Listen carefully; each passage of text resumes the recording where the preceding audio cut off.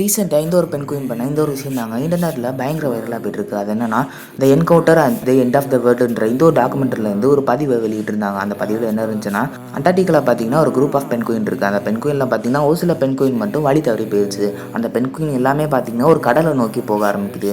ஆனால் அதில் உள்ள ஒரு பெண் குயின் மட்டும் பார்த்தீங்கன்னா உங்கள் போகிற பாதையில் போகாமல் அது ஒரு பாதையில் போக ஆரம்பிக்குது. ஸோ அது பார்த்தீங்கன்னா எதை நோக்கி போகுதுன்னா ஒரு மலையை நோக்கி போகுது. ஸோ அது இருக்கிற இடத்துல இருந்து அந்த மலைக்கு பார்த்தீங்கன்னா கிட்டத்தட்ட 70 கிலோமீட்டர் இருக்குமா. ஸோ இந்த வீடியோவை எடுத்து அந்த டாக்குமெண்ட்ரிக்காரங்களும் பார்த்தீங்கன்னா அந்த பெண் குயின் முன்னாடி போய் நிற்கிறாங்க.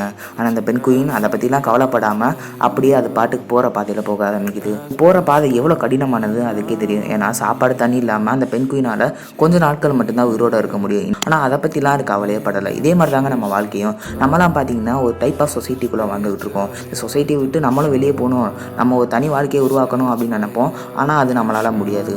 ஆனால் அந்த ஒரு விஷயத்தை இந்த ஒரு பெண் குயின் பண்ணும்போது நம்ம லைஃபோட இந்த பெண் குயின் பண்ண இந்த ஒரு விஷயத்தை நம்ம கம்பேர் பண்ணி பார்க்குறோம். ஸோ இது பண்ண இந்த ஒரு விஷயத்தை பற்றி நீங்கள் என்ன நினைக்கிறீங்க? மறக்காமல் கமெண்ட் பண்ணிடுங்க.